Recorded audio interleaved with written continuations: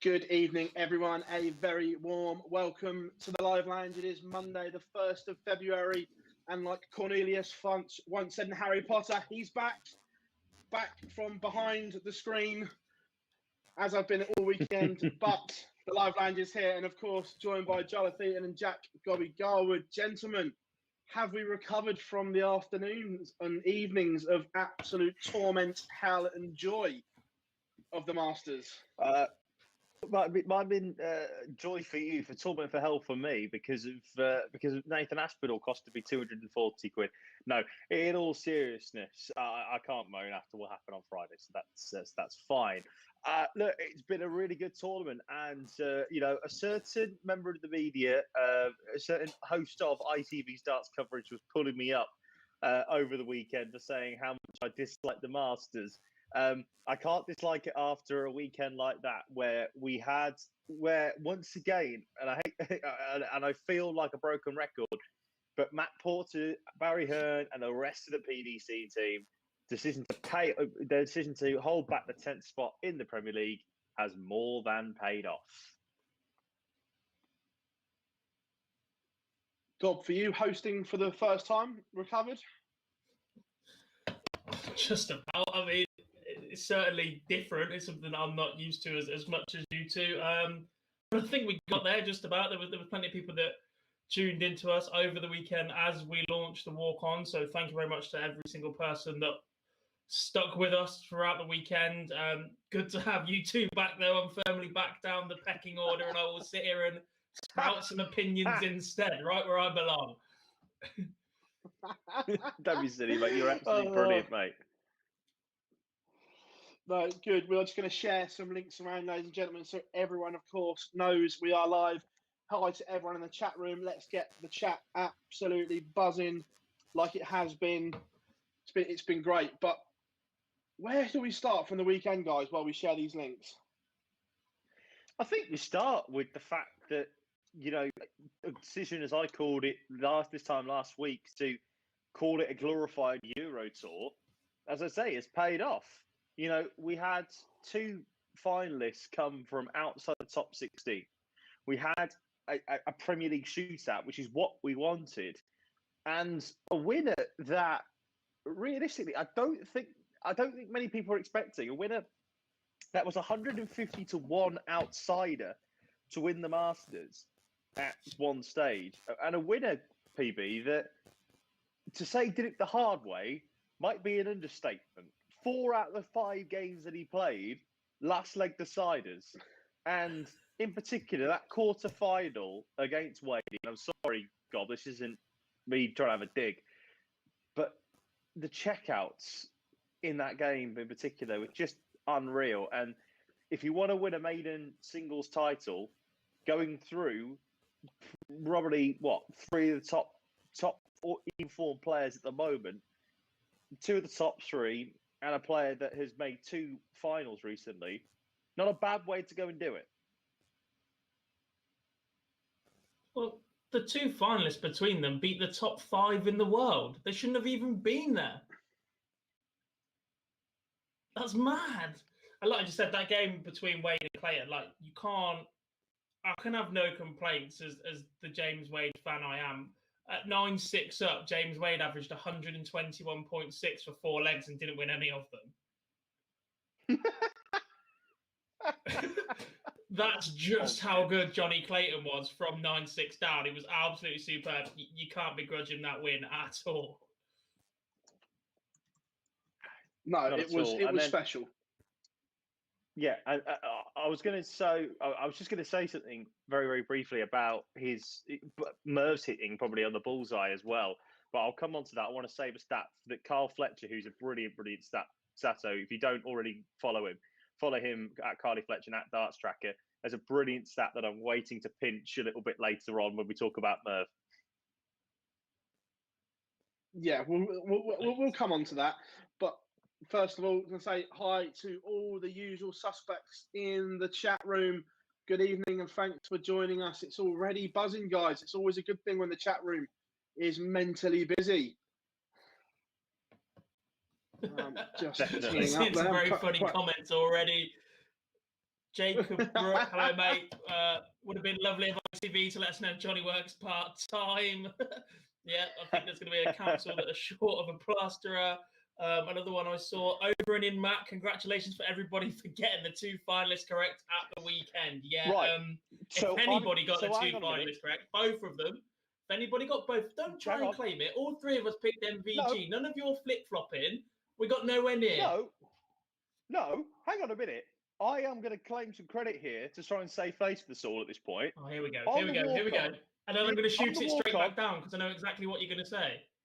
Yeah, on the walk-on on Sunday night, I said that Mervyn King would beat Gerwyn Price in the last leg decider. I said Johnny Clayton would beat Peter Wright, in the last leg decider. And then I said that Johnny Clayton would beat Mervyn King 11-9. So I was 1 leg off on that one. So I basically called the session. And I hope people... by the way, I'm just going to say... Yeah, there's only 4 players, not Johnny 24. Clayton. Yeah, but all I'm saying is that I called it. So the last time I made a prediction, I got it completely spot on. There is no. It's like having a football World Cup sweepstake where you only enter at the semi-final stage. Yeah, but let's be honest about this, Gob. It's a fact. I called it on the walk-on the last time that I was here. I called the entire session. You're welcome. The thing I was about to shoot down is I was convinced you were going to bring up last week's live lounge, at which you said Mervyn King or Glenn Durham have got a chance at going to the semi, if not the final, and all the way. And the only issue with that is you were about to say, yeah, but we got there, but you back does it. Gob, I've got it all covered. Jar, Let's just hold on. No, I'm not having this. I'm not having this. No. Where did I know that you were coming in with that?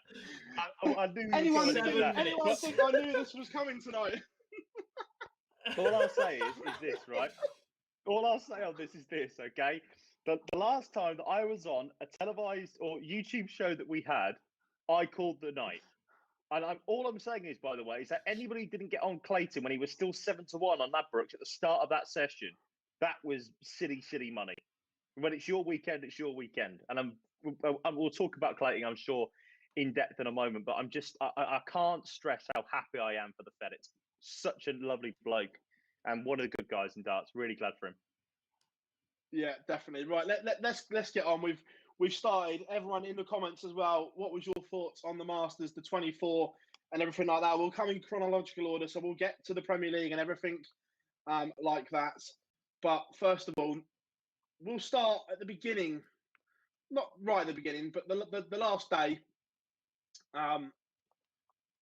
So the quarterfinals were dusted. Just that bottom one, Johnny Clayton's finishing. Oh my days, like we said earlier.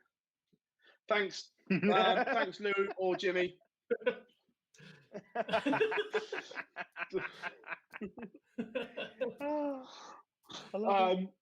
But let's move on to the semi-finals because we covered the quarterfinals in the walk-on. First up, world champion against the wily old veteran Mervyn King. And what an absolute belter it turned into be.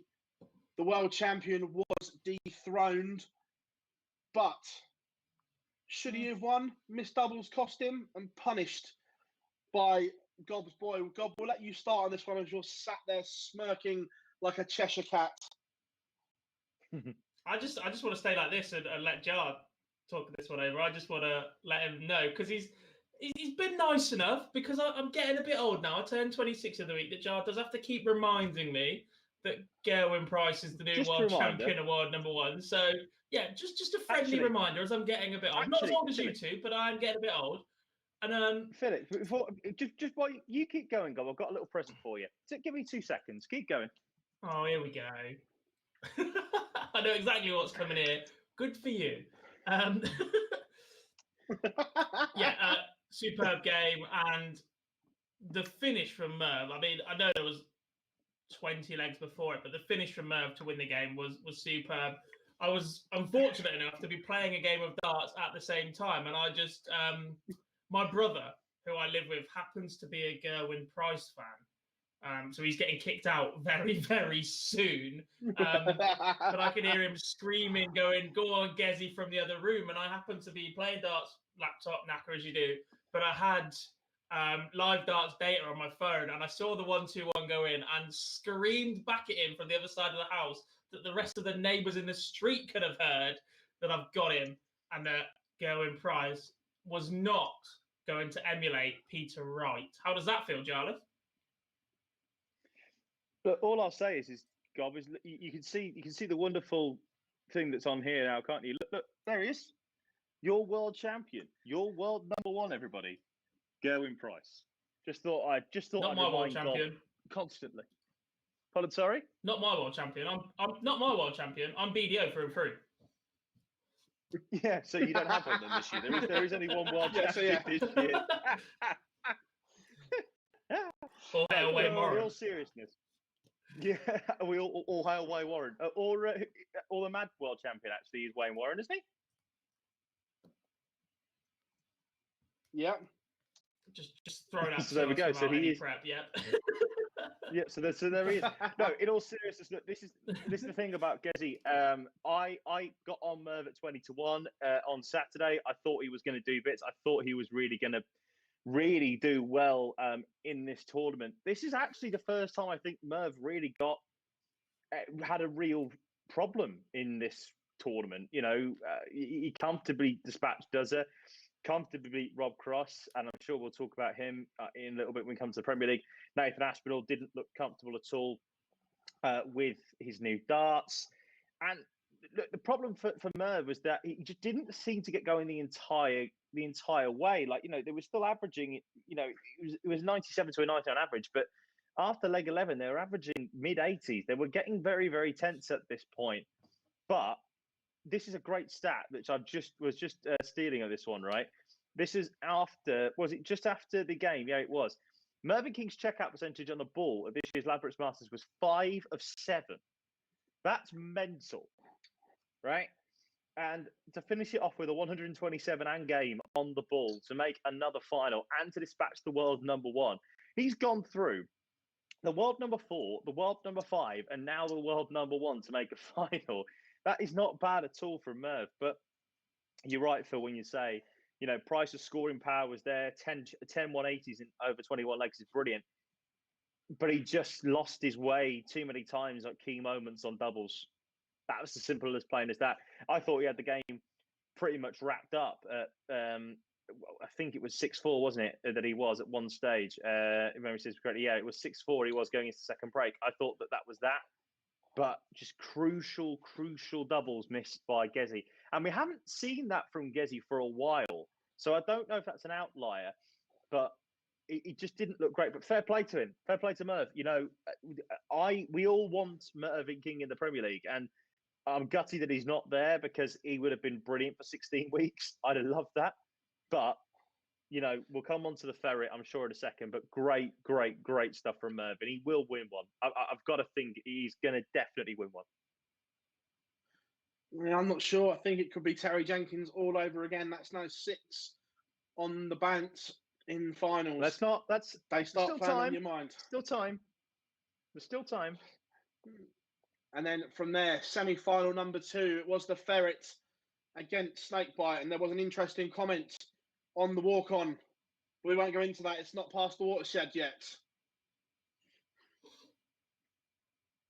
Jarleth looks blank. The ferret and the snake comment. Oh, yes, very good. Give me a second. Yes, very good. Yes, very good. Back in the room. Very, very good indeed. Yeah, that one took a second. That one really took a second. And the ferret 11-10 over Snakey. And if I'm being honest, that scoreline flatters Peter Wright. I thought he was outplayed the whole of that semi-final. Well, he kept in with his checkouts, didn't he? Like, he was 10 of 17. He was 10 of 17 on the outshots, wasn't he? So I don't think he was outplayed. I think he let himself back into the game. I think Clayton left a little bit back into the game. But the 107, when he was 7-4 up, the 107 from Snakey to make it 7-5, I think gave Clayton the jitters. And I think the crucial leg was the 13th leg, where Clayton missed 4 for the leg, and Snakey missed 2, and Clayton came out and won that. And I think that those were key moments there. But I don't think that at any stage during the game, especially because of what had happened the previous 3 rounds, I don't know if Clayton was in any trouble whatsoever. But Wright was just very, very clinical on the checkout. So, not as clinical as Clayton was against Wade, but he just kept himself in the game. And you've got to try and do that. But fair play to Clayton. Once again, last leg decider, he goes off for the max, goes off with back-to-back against Michael Van Gerwen, delivers an 11-darter against Wadey, and then he goes and does this. Mental. Winnie's just said in the comments, Footgate with Merv. Yep. We'll come on to that, no doubt, when we do the questions. Oh yes. But Gob, your boy Snakey, again, says he's bought the wrong darts. Played steady all weekend without being at his brilliant best. Where are we with Peter Wright right now? I don't know.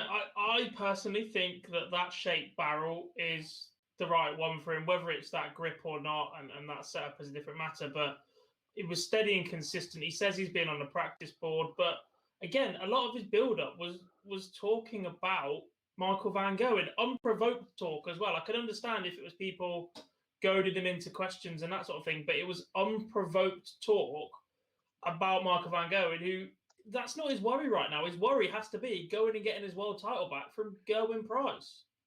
Michael's tinkering with darts. Well, his world title? He had it last. You know what I mean? He was the last to have it. Look, didn't keep hold of this one either, all right? Gerwin wasn't the one to take it from him. But he just lost 2 of the titles he was holding. That's massive. He needs to reset. I think he's definitely a player that overthinks the game a lot. You can tell by the amount he changes and flicks around and has different setups for different reasons in his own mind. I'm not convinced throwing in an Under Armour shirt is the best for anybody. I think it tightens your arm a little bit, as somebody who's tried it a couple of times, varying different shirts. That just is no good for your action. I think it tightens your elbow and your bicep a little bit too much, even the loose fitting ones. So yeah, look, he's definitely searching for something. Still made the semi-final, still a good outing. Was beaten by the better man on the day. Johnny Clayton had 105, 104, and 104 averages throughout the day. So you can't bemoan that. But he needs to find that extra gear now and start picking up titles again if he's going to go deep at the back end of the year. This is the perfect time to launch it and really assert himself. And he needs to evict someone from his head that's living there rent-free. Whoever does MVG's tweets is the one he needs to evict, I think, more than anything else. Moving on to the final, it was the King moving swiftly on. Nothing to see here. Nothing to see here. Don't know what you're talking about, everybody. Don't know what you're talking about. The Ferret was sensational in the final, and it shouldn't be a spoiler alert because anyone that doesn't know this, where have you been for the last 24 hours? But there it is, the Ferret, Johnny Clayton, winning his maiden PDC TV singles title because he already has 1 televised title to his name. Now he has 2, and it was a sight to be seen. The look on his face was just magnificent, Jar. Oh, mate, of course it was. Like, especially when you go and leave 16 after 9, it could have been a 10-dart leg to go and win your maiden TV title on your own. That takes some stones, to be fair. I loved it as well because he said in the interview that he did with you afterwards that he thought it was a best of 25. When does the PDC ever play best of 25 ever? We know that the Ferret miscounts all the time, but come on now.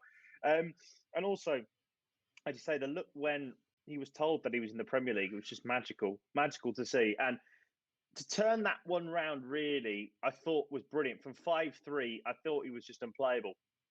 I thought the big moment in the game came when he hit the 136 to level at 5 legs all. Because even though Merv was miles back in the leg, and it could have been, 14, 15, I think it put the seed of doubt a little bit into Merv, because Merv never really got going off the back of that, I don't think. Merv's brilliant check out 128 to go and get the early break, but the averages don't lie. 104.1 to 94.9, 10-point higher average, 9.5, 9 points higher. It just didn't quite click for Merv, and I don't think it really clicked throughout the entire session. But as I said before, Ferret's gone and done this the hard way. You go 6-5 against the Grand Slam champion in Jose de Sousa, 10-9 against Michael van Gerwen when you had chances for the match as well, when you were where you could have been thrown for the match at 10-7. You then come back 9-6 from James Wade and have just produced one of the greatest checkout performances, probably the greatest checkout performances, certainly in leg play in history.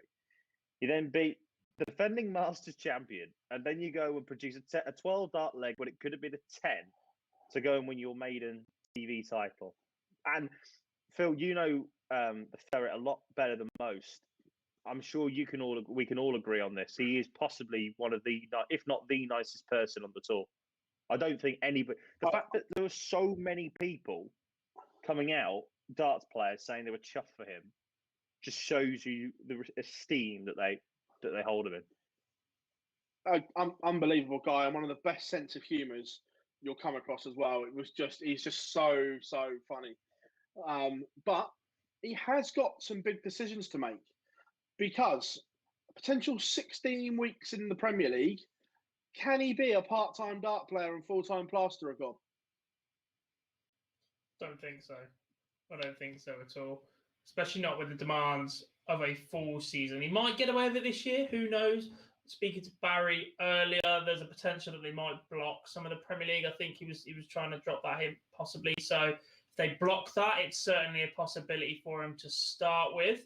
But on the resumption of a full tour, to travel on a Tuesday, media commitment on a Wednesday, play on the Thursday night, travel again on the Friday, potentially to a Euro Tour qualifier, depending on where he sits on that order of merit, to play Pro Tour Saturday, Sunday, or travel to Europe to play a Euro Tour Friday, Saturday, Sunday, come back Monday, start again. There's just not enough days in the week for him to stay as a plasterer.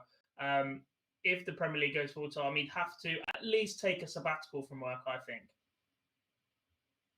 Yeah, it's a tough one, trying to juggle commitments. But that is the Masters. But we're not quite done. We can't just leave it there, gentlemen. I'm going to ask you now for your game of the tournament and your favourite memory, or what you were most pleased to see from the tournament.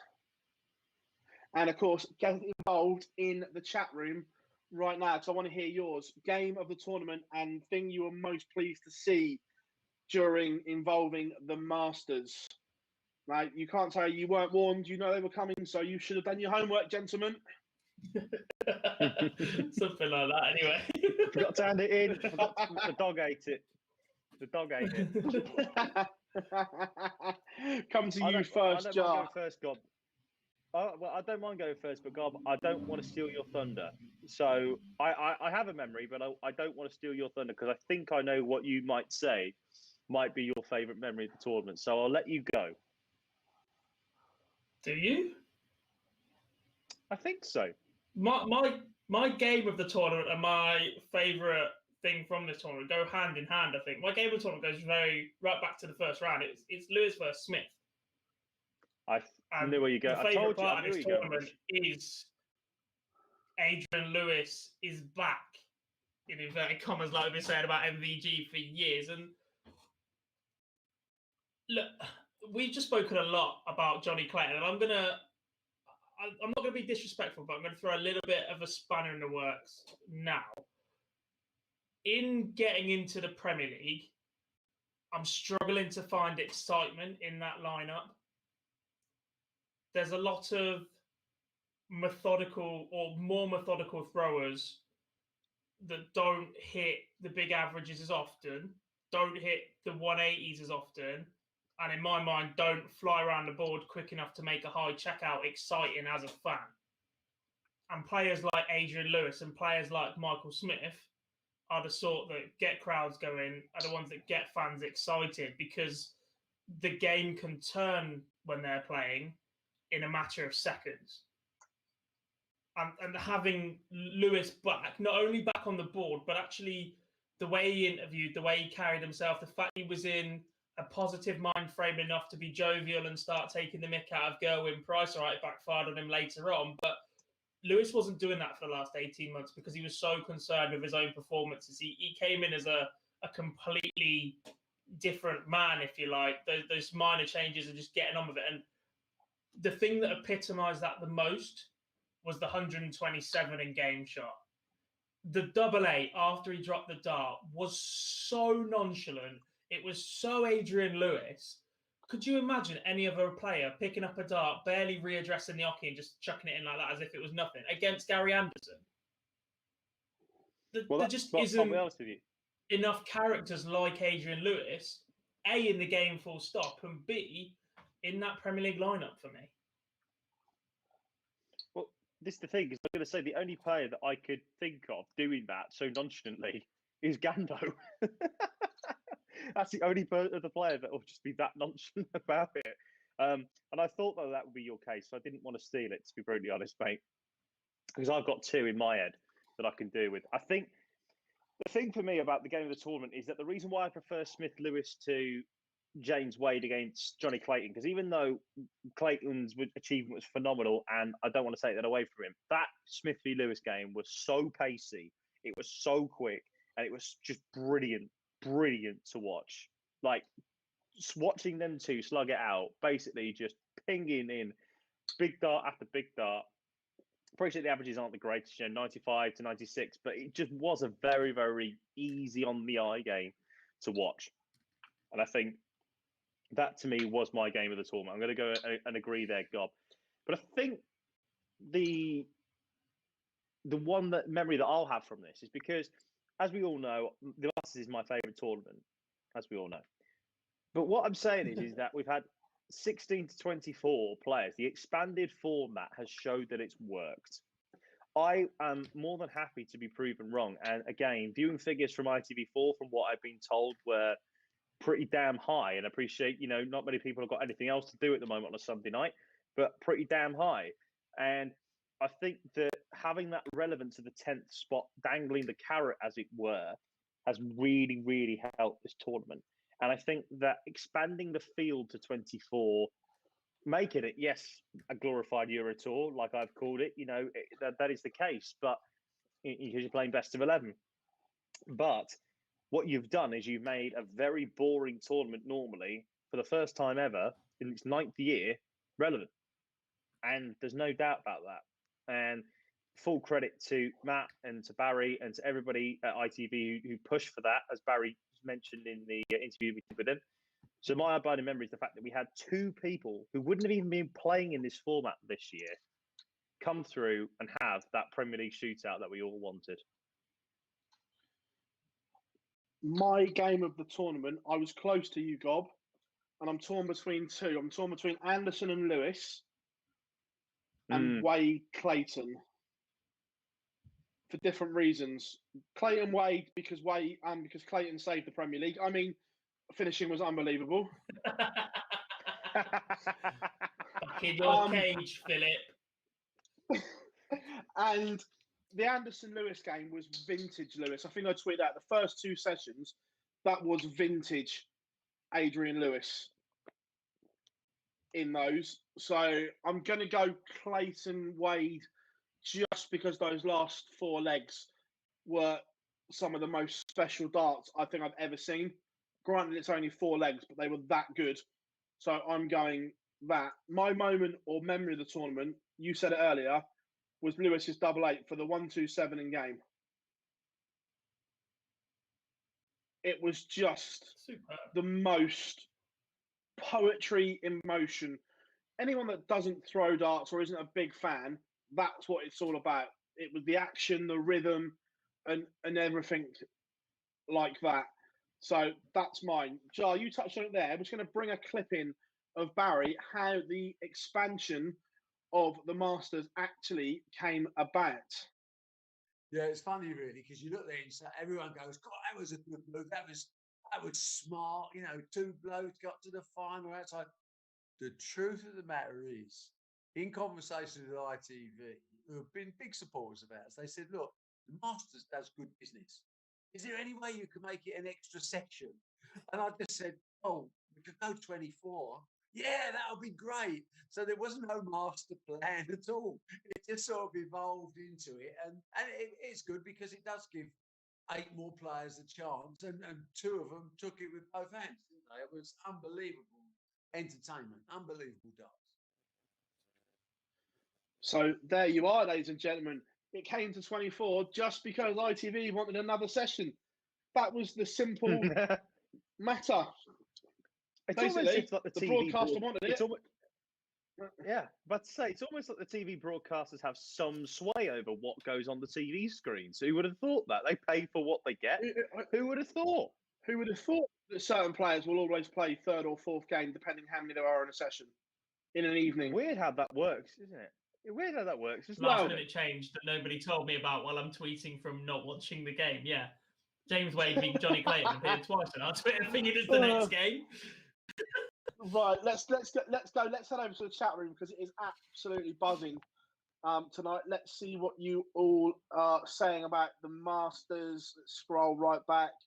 A lot of people going for Wade and Johnny as their game of the tournament. I don't disagree. Adrian Lewis getting a lot of love in the chat room as always. Jacob said I wouldn't get excited. I wouldn't say Lewis is back until he does it in a ranked event. Look, I don't think the TV titles, in my opinion, having spent a lot of time around them and the players don't treat TV tournaments any different, whether it's ranked or unranked. It's a TV event to them. They're on TV. They're showcasing them and their sponsors. So I don't think they treat them any different. It's not the tournament for me. We've seen glimpses of Lewis over the last couple of years that we've been clinging on to, hoping that he gets back somewhere near the player that he once was, and he's only managed to sustain that for 2-3 legs and then disappoints for a couple of legs, lets players back in and fades away and falls out of games. He hadn't won a game on TV before this event in 191 days, and then he goes and beats Michael Smith and Gary Anderson. Like, he looked very, very good in doing so, and he just has to maintain that now. Like, I'm not sat here saying that Adrian Lewis is about to win the next world title, although he does absolutely love Ali Pali, even when he's playing pants, Danny Baggish aside. But there is that hope and excitement that we're going to see Lewis on TV more, and he's going to do those special things. He's going to turn up before an event, promise a 9-darter, and then hit a 9-darter in the Premier League. Like, Lewis is one of those players who has that moment of magic in him far more often than a lot of the 1-2-8. Completely agree. In the comments, that one's already been 10 grand for a Players' Championship. When we'll touch on the Super Series later on in the show. According to Barry as well, the Premier League carrot, I think, is going to be a permanent dangle for the Masters. Certainly sounded that way, which is a good thing because, like we said, it makes the Masters relevant. Exactly. Like I always used to have love having the Masters off. Now I have to actually work it. It's garbage, but it's good for us. Here we are, David. Maybe a silly question. How come Johnny wasn't wearing the Online Darts logo? Just did it for a couple of tournaments, mate. That was all. But you'll see it popping up again shortly on some TV events. I can safely say that. I'm very excited about this one as well. Yeah. Depending on what boards they're on, maybe even twice in the UK Open. Two places, yes. Very quickly. All I'll say is very, very quickly, right? One of them in particular, one of it where it is, they're currently in a spot for the big one in Blackpool. So hopefully, looking at the rankings, can we drop some more hints, Phil? Can we say that these two have met previously? Because again, potentially, if someone comes through QSchool, it might be on 3 at the UK Open. Ooh. You haven't told us about that one. No. To be fair, you can guess this one because he lives not far from. I know exactly the third one is now. I know exactly that one is. Yeah, he doesn't live a million miles. Relative that was formerly a tour card holder as well. Yeah, and he fitted my bathroom.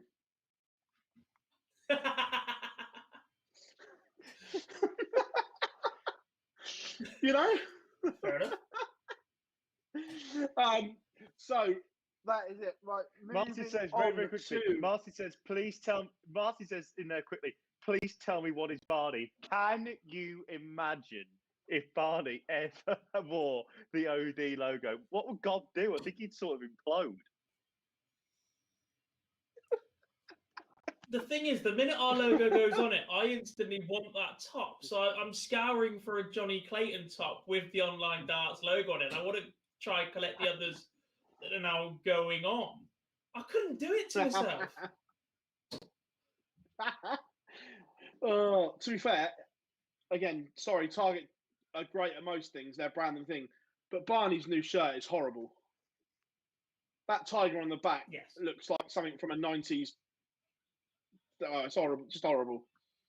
They get most things right, but not that.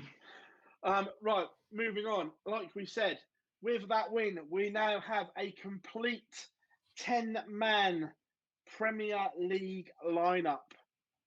Now, there's going to be a That's lot a of nice discussion graphic, about Phil. this. Where did you get that from? Hi, Lou. Every time tonight. Every time tonight. To be fair, I have credit in the bio. I've done my bit. I've told everyone where they come from. I haven't just stole them. A lot of talk around this lineup. We touched on it earlier. Now, in the chat room, does this Premier League lineup excite you? No. Because for No. me, it doesn't. They're all good players. Nope. However, that boom, that excitement factor isn't there with this lineup. And can I just No, say, it's not us stating that any of these players shouldn't be in this lineup. They have all completely deserved it. The PDC dangled the carrot for the final spot, and Johnny grabbed it with both hands. You can sit here and debate whether James Wade, Michael Smith, or Dave Chisholm are all unlucky to not be included, but they're not. These are the 10. They've all earned it one way or another, depending on top four, a major winner last year, or winning the Masters. So, look, we're not saying that. I'm just looking at it and looking at the pace some of these players at. We saw the way that Dimmy controlled games last year. Nathan Aspinall does have a good little rhythm to him, but isn't, again, the quickest. Gary, on song, amazing. Off song, not the fastest. Him v Michael is always a good game. Gezi, quick enough. Peter Wright slows the game down a little bit or has a more methodical action. Glenn Durrant's the same. Rob Cross stepping back, hitting a double. I've said that for a long time about Cross as well, that it's difficult to get excited about a Rob Cross big checkout because of the time between Dart 2 and Dart 3. I think that takes a little bit away of it. It's almost as if he's just approaching the hockey for a single dart and have double when he hits it. Jose, yes, hits 180s. Yes, miscounts is exciting, but you just want to see that little bit more character from him. And Johnny's the same. It's going to be the first time he's been up there. You still question whether Johnny really has the belief that he's one of the best players in the world. All right, he's now picked up the World Cup and the Masters, but even then, the way he talks and the way he carries himself, you're still hesitant as to whether Johnny believes he can win this tournament. And I want to see 10 players in this tournament that believe they can win this tournament. Yeah, but realistically, God, this is a genuine question about the whole of darts at the moment. Well, you've talked about this big four, potentially. Big three at the moment, but the fourth, if Ando turns up, which I think he will do eventually. But you've got Price, Wright, and Van Gerwen all over £1 million on the order of merit. Rob Cross is next at $500,000. So there's a 500 grand gap between the field and the top three. Realistically, the top three will be there, and it's whoever performs best over the four, will get the fourth spot. Price will get the odd game where he's off, but what do you mean? Will the top three be there? Because Price's Premier League record is absolutely atrocious. He will tell you that himself, that he draws far too many games. Peter Wright's going to tinker left, right, and centre. We still don't know if he's going to settle. He hasn't looked the same player since the Masters last year. MVG told everybody he's about to Made use the new Premier darts League for the men. They semi-final. look very, very similar to his old ones. They look very similar to his old ones, with a hint of James Wade in there, as me and Phill have looked at. But we still don't know which one of him's going to turn up. He didn't make the last four last year. It's all right saying they are the big three or big four, but they're still not nailed on certs and all. We've got a race for the last spot. This could evolve into a scrappy Premier League in which anybody could do anything. Yeah, but I mean, you say about that about right. He still made the semi-finals last year, and he won a European Championship. He didn't have necessarily a bad year. He just had a worse year because he didn't perform well in the other ones. The more and more Right. he tinkers, And Van the Gerwen. less and less likely are back him to win anything again. Yeah, and I totally agree with you. But Price, Wright, and Van Gerwen should be the top three in any order. I imagine Van Gerwen, Philip, you know, you're our official MVG correspondent on this show. I imagine that the Green Machine will be pretty much fighting his arse off to make sure that he's back on top spot and back on the number one spot, which is his. Correct? Yeah, the new darts will be getting aired at the Super Series. We can touch on that when we talk about the Super Series, but the new darts will 100% be aired there. So we'll see. Okay. So let's just, for the argument's sake, then let's just go with the top three and then whomever else. The other seven players that are in this Premier League, I'm more than happy to stick my neck out. Bold call here, I know, but I'm more than happy to predict that those three will be safe. They won't get relegated. Anybody disagree? No, they won't get relegated. They won't get relegated, no. Right. So my point is this: the other seven that are involved in this, even Gandove to a certain extent, if he doesn't get going, he's probably the least likely out of the rest of the seven. But the rest of that seven, any two of them can go down because they are that out of form. It is madness. People are talking about Rob Cross in the comments. Look, he has to be in there because he's number 4 in the world. Like, that is just the rule. That is the only rule of the Premier League. Top 4, get in. Whether he'll be in next year, that's a completely different story. But it will all depend on what he does this year because it's a huge year for Mr. Cross. But the rest of that lineup, any 7 of them can go down. Any 2 of the 7 can go down because they're all out of form. Apart from obviously the Ferret, who is now in a position in the Premier League. The rest of them, God knows what's going to happen. We had a conversation with the rest of our writers in our team earlier today. I agree with them in a way that I struggle to remember a Premier League better than probably, I'm going to say 2017. That lineup in the Premier League was absolutely class. Van Gerwen, Ando, was that when it was the top 10? I think that might have been it. Yes, is that when they picked the actual top 10? Well, they picked Van Gerwen, Gando, Van Gerwen, Gando, Wright, Lewis, Wade, Taylor, Chisnell, Klaassen, Van Barneveld, and Hybrex. At the time, that is the best lineup that I can ever remember in the Premier League. I think it might be the next year where they picked just.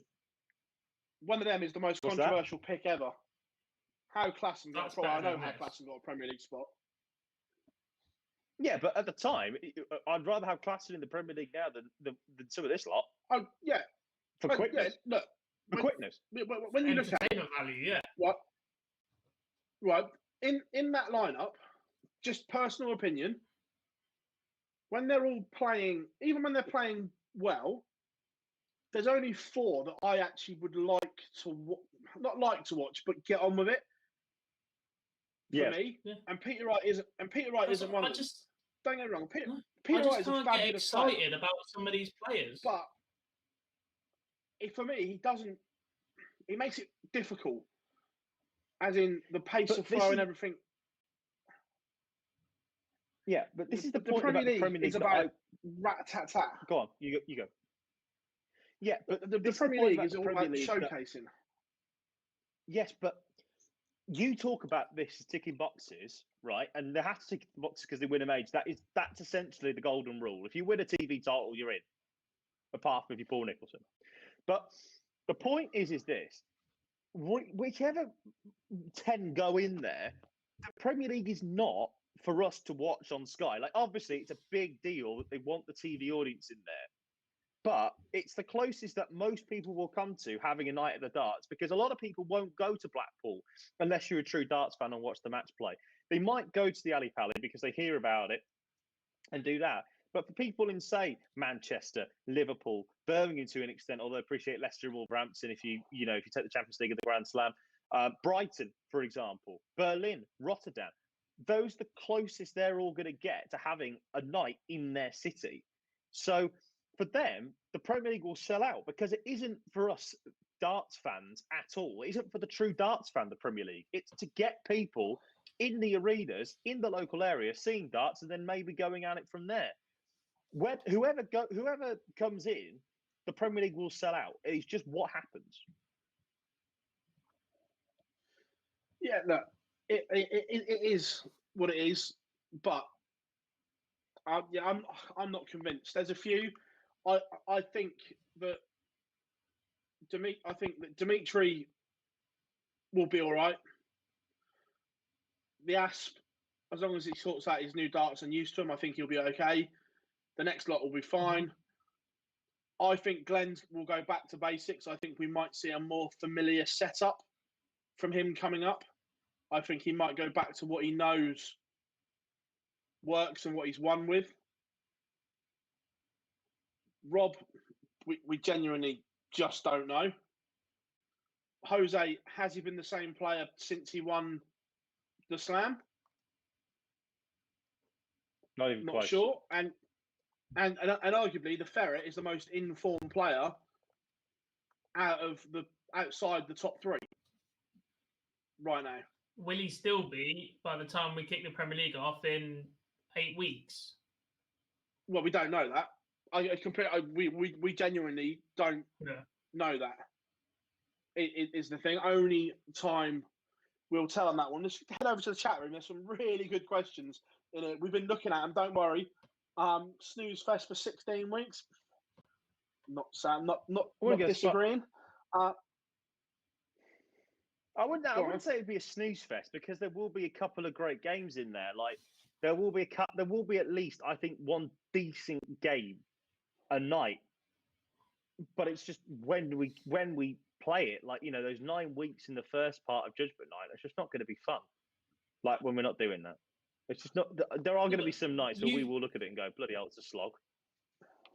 Yeah, you've just hit the nail on the head there. There's going to be some nights where there is at least one good game. That's not what the Premier League should be. I want to be excited by at least 4 out of 5 fixtures and hope that maybe the night that I'm going, I haven't got the relegation scrap. But even then, the relegation scrap is interesting, isn't it? Like, I want to be entertained by the Premier League. That's the point of it. If I'm going to have to sit and watch it every single week and sit here and talk to you about it on a Monday and back it up and go, right, we'll start with the Premier League from the week before, then we'll talk you through the weekend's action. I want to be able to sit here and go, wow, absolutely love the Premier League. It was so memorable. We haven't seen it for 4 days. There's been so much more darts in between. I can tell you every single thing that happened whilst they were in Sheffield last week. I'm not going to be able to do that this year. There's some serious note-taking we're going to have to take to deliver this Premier League as excitable as fans. And I don't know. I don't want to sit here and say I'm not looking forward to it because it's the Premier League and you always do. But there's just something missing this year. That's my personal opinion. I'm not slagging it off. But the players all deserve to be there. But it's missing that X factor this year. That pace of play, that moment of magic, I think. Just one quick point, because I know we need to move it on, PB. With this Premier League, do we think that there's a bit of apathy towards the Premier League now? We've gone back to 10. Because I think that there is that sort of thing of going, well, the Contenders was great at the time. It needed to go. Like, there's no doubt about that. But now we've gone back to a straight 10 format where we will lose 2 as we did for 4 or 5 years. I do wonder if there's a bit of apathy towards the Premier League now, towards the fans. It's still a very important tournament. It's still part of the mythical Triple Crown that a certain television network wants to try and promote. But for darts fans, is that moving back to 10 a big problem? Because I think it might be. Yeah, look, I just think if you're going to go back to 10 and have 2 relegated, which is, I know the PDC say they're eliminated, they don't say they're relegated. Players have to fear being relegated or eliminated, however you want to put it. At the moment, there's no fear. Where, for me, look, this will never happen, by the way, before everyone goes up in arms in the comments, because the risk is too high. But if you're relegated, you should not be allowed to be picked for the following year unless you're in the top 4. I totally agree with you. Because that obviously is the rule. Totally agree Is the rule. Look, players have to fear finishing in the bottom 2. At the moment, some of them love it because they get 8 weeks of Premier League and they go, I can go home for 8 weeks now. I haven't got to do the whole 16 weeks. There's no fear of finishing in the bottom money, 2. sponsorship-wise and payment-wise, to be there, the travelling, that sort of thing. But they get their rest and they get a jump on the rest of these guys before they head off to the World Series and before they head off to the match play. And also, as well, think about it. You've got just for turning up in that last spot, you get 35 grand. To win that, you've got to make round 3 or 4 of the Worlds, or meet the quarterfinals of a match play. If you could turn up for 35 grand and 8 weeks, even if you are, or 9 weeks, and you don't perform great, I'm like, yeah, whatever. I'll take 35 grand for 9 weeks worth of just throwing a dart. Absolutely. Yeah, just got some questions in the chat room. I'm going to play a buzzer clip as well. Andrew says, on subject, PL, is Dimitri having knee surgery this week? He's having it on Tuesday next week. He's still in the UK, had his COVID test today, results back tomorrow, because obviously you've got to have a negative test within 72 hours to travel back to Belgium. So he travels back to Belgium tomorrow, and then he is in early part of, it's either Monday or Tuesday next week, 100% is having the operation. So, yes, that is. Let's go through. Bit harsh on Wright. He's not slow. I think for me, he is. But hey, darts is all opinion based. He's methodical. Fabulous player. I'm not arguing that. That's not a debate. I'm not saying he's not fabulous. But would I like to watch Peter Wright play, or would I like to watch Adrian Lewis play? No contest for me. Yeah. Just because of the way it is. So let's go through. A lot of people agree with your idea of the fact that anybody. I'm just saying, a lot of people are agreeing actually that people who are in the top, if you get relegated, unless you're in the top 4, you shouldn't play next year. I think you've hit the nail on the proverbial there, Phil. Yeah, look, I just think it has to be feared. Is the thing. Mm-hmm. So right, we're going to play first of all. We've got 2 buzzer clips. Very quickly, have we got the clip about Barney in the Prem? Have you loaded that up? Let me do the one how, first of all, the board decided on how they were making the decision, because this is brilliant. I think it's about 10 minutes before it was announced. I mean, the whole of the PDC board, we're on this Instagram, WhatsApp, feature, so we can talk to each other. And we had said at the World Championships that we were going to leave one spot.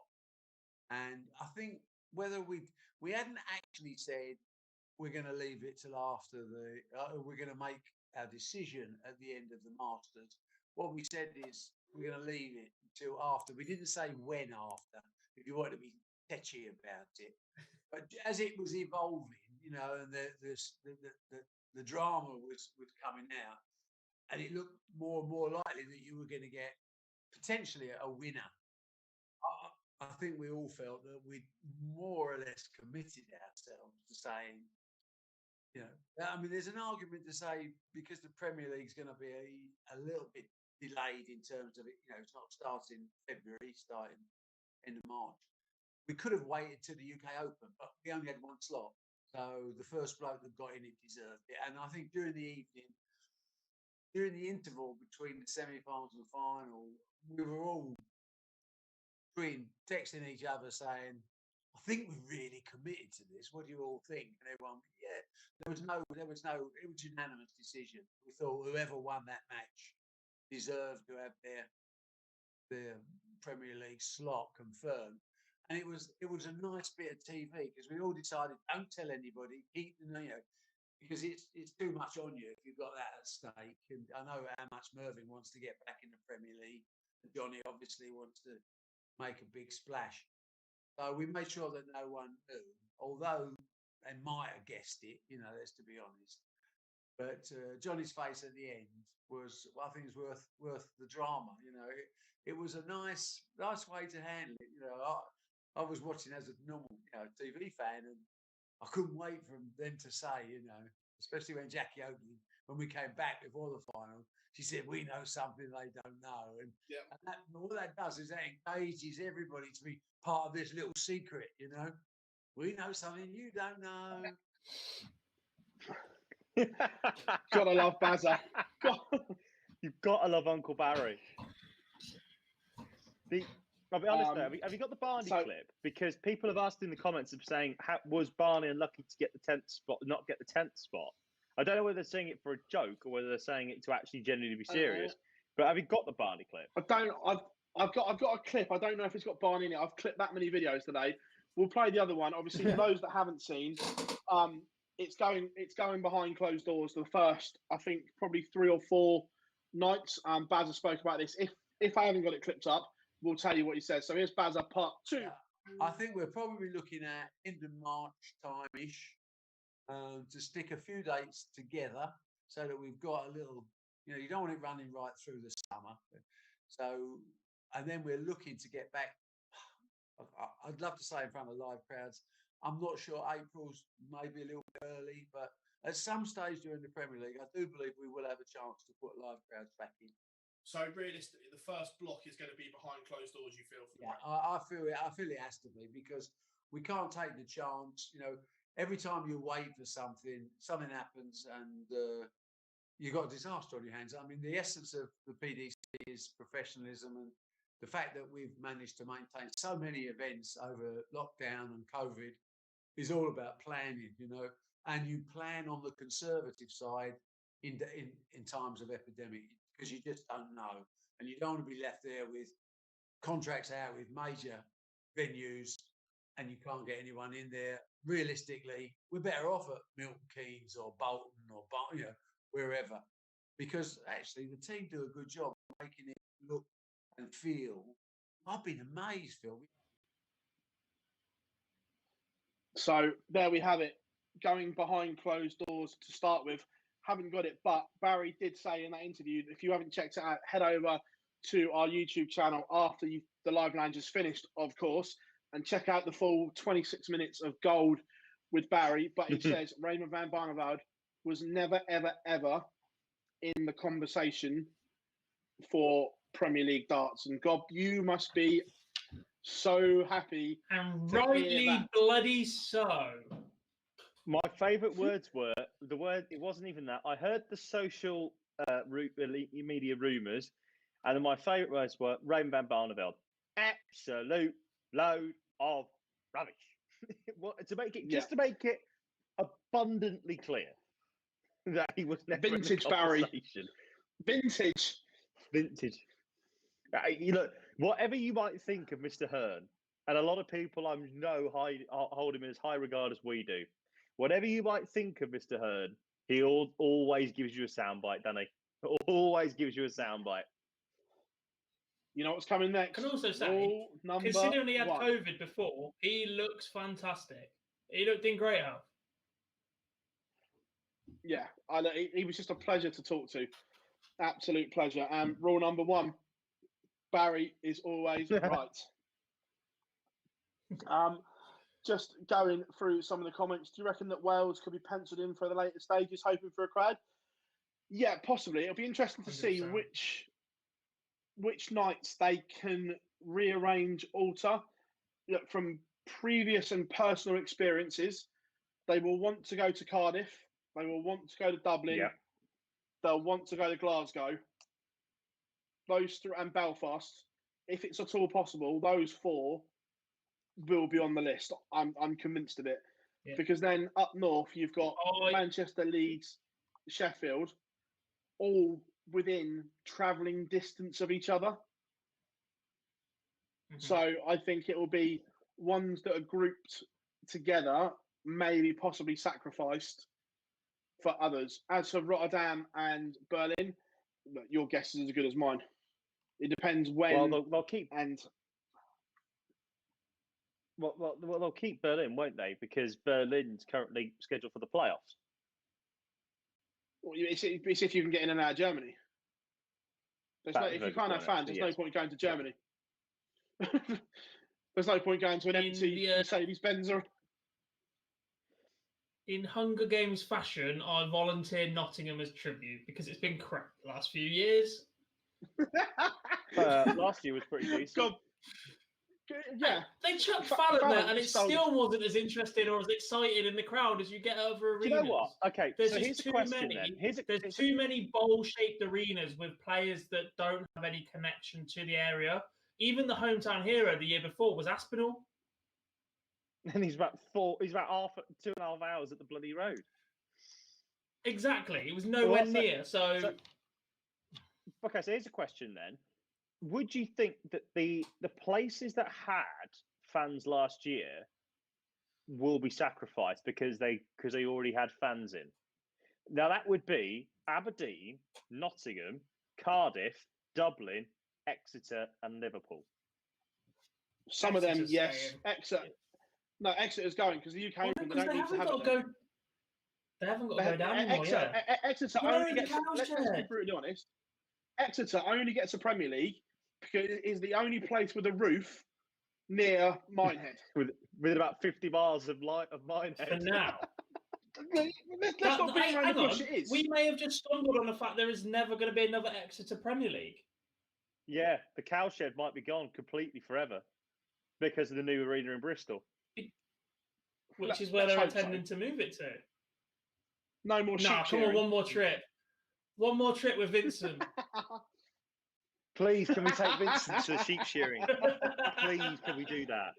Like, I would happily pay pay-per-view for him to walk around the West Point with the sheep. Have a look at the sheep shearing sign. I would pay money. I'd pay to hire the bulldozer. What? And Vincent just completely sheep shear everything. The sheep shearing sign gone. Get the GoPro out. We can have Vincent cam. Oh my god, amazing! I love that already. I think the thing is about Liverpool. I think like you say though, because Liverpool and Manchester are pretty similar, Leeds and Sheffield pretty similar.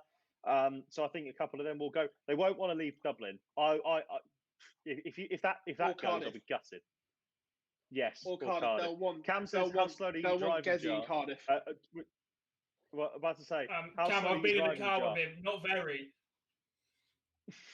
Let's just say that I got a lovely little letter through from what I can't remember, West Mercia down that way. It might be Gloucestershire Police on the drive down towards Minehead last year. Got a lovely little letter through saying you were going at a really. I'd say you were going at a really good clip trying to get down there. Do points make prizes? They certainly do at this point. Not when you've got Jar's other job, they don't. Right before.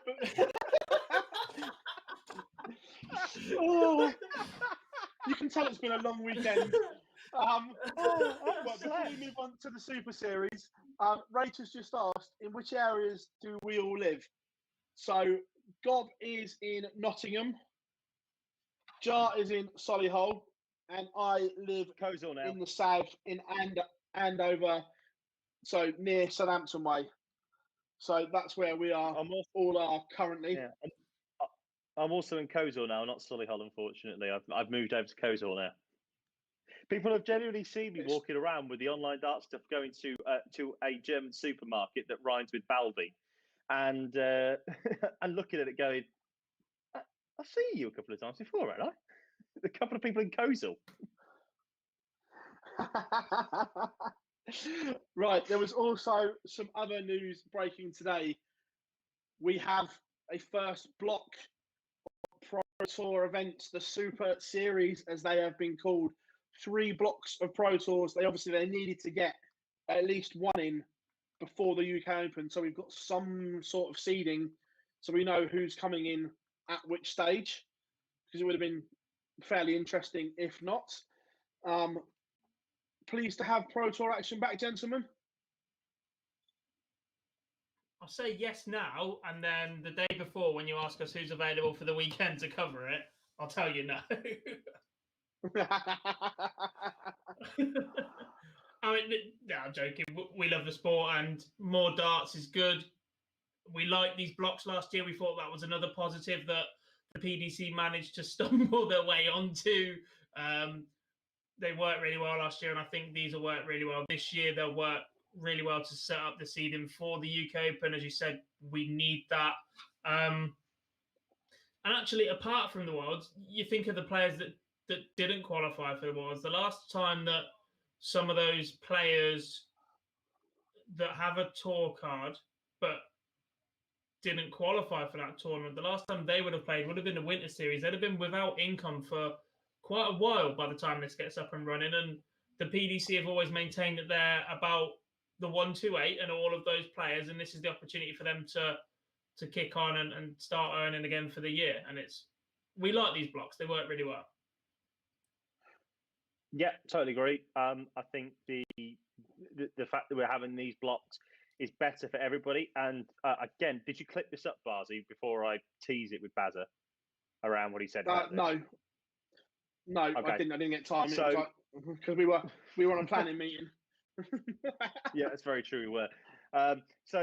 Yes, in regards to this, Bazza said that he thought that the blocks worked quite well. And long story short, everybody, as we all know with rule number 1, Barry's always right. And if Barry likes it, it's kept. So it's going to be kept. And I like this as well, because as Barry said in the interview, people can go and earn a significant chunk of money. There's 4 events going on at one stage there. You know, someone could go and win £40,000 in a week. Not bad.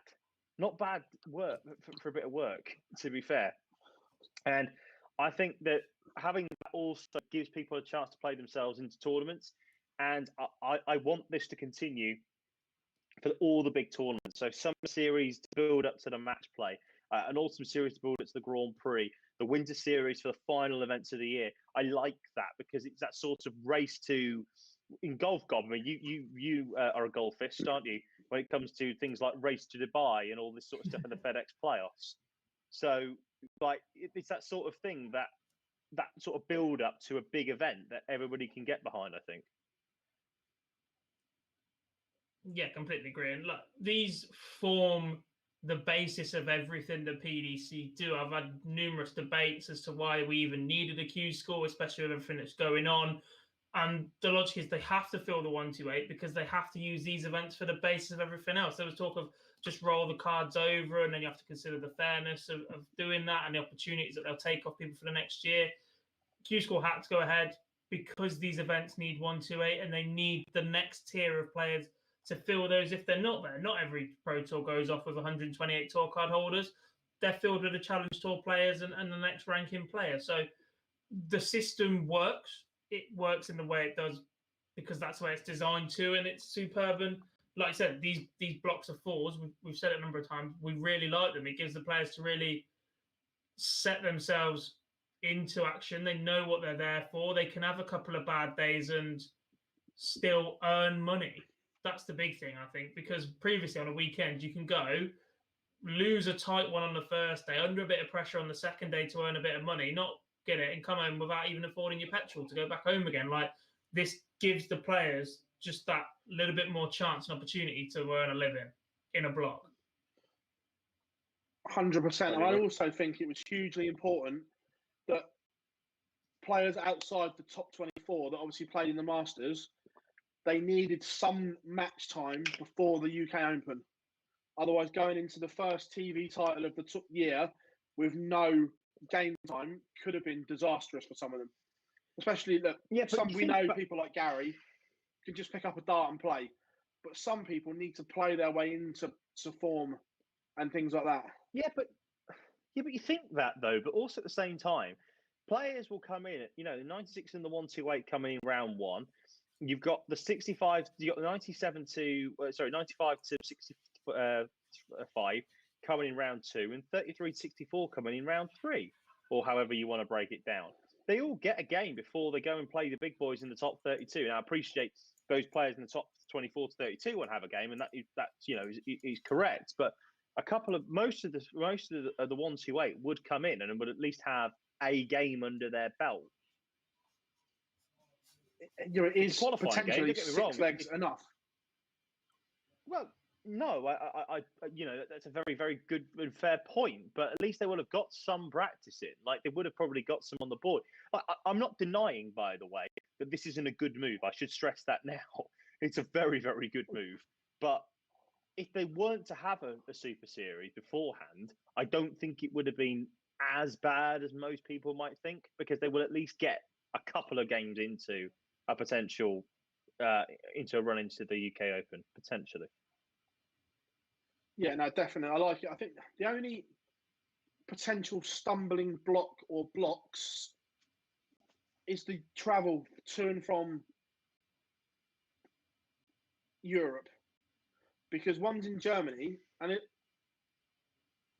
the moment I see an issue, unless they can obviously sort something out with German authorities and that. But that's the only kind of. The only thing is that like about this, the fact that that one's coming in April, isn't it? So with that one happening in April, they might be a little bit further down the line with vaccination problems. And look, that's a speculation for another day.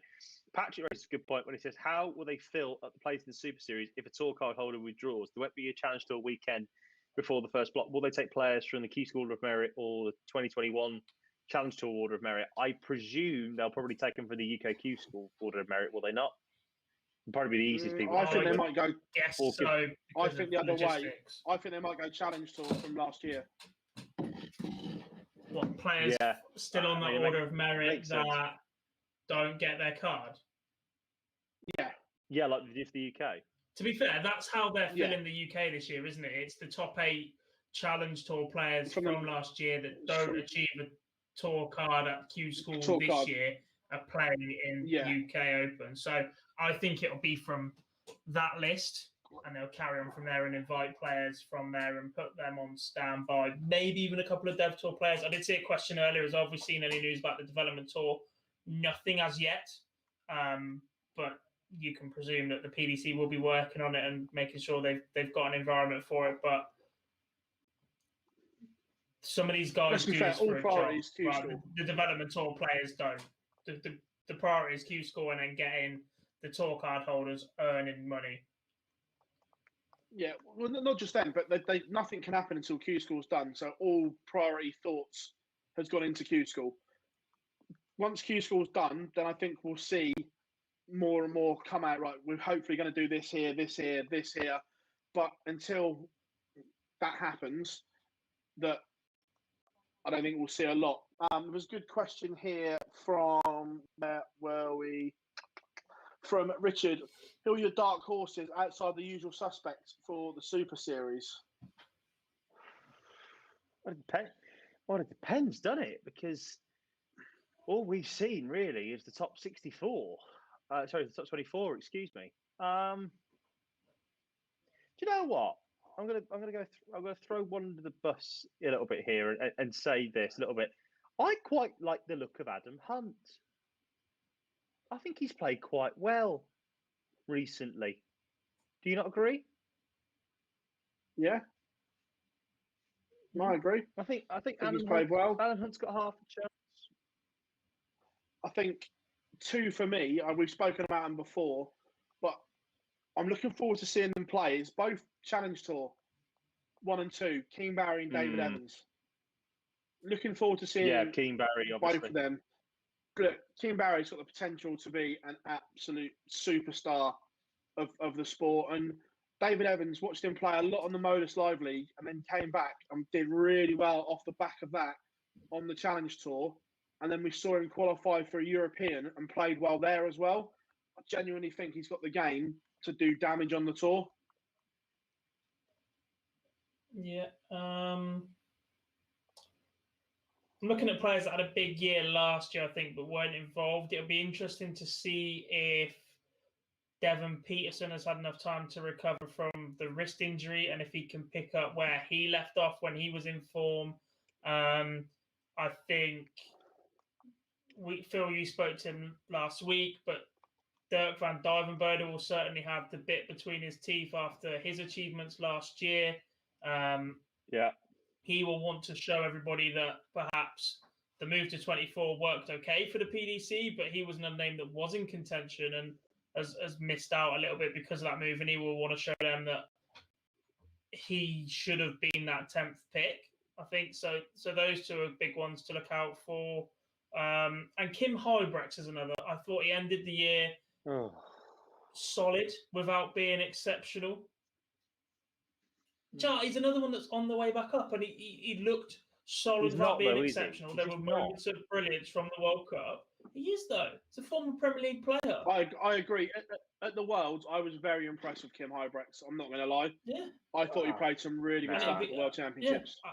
I'm not saying he's going to go and pick up a Super Series title, but he's one to watch for the next few months to see if that form carries on, if he's put the work in over Christmas and is serious about a bit of a resurgence. He got beat off the ball by Ryan Searle.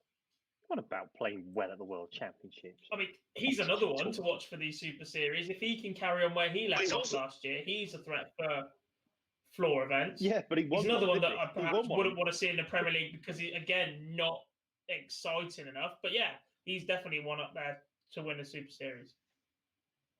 But he won one, didn't he, back in 2020? So I don't know whether we can call him a dark horse. That's the only problem with that.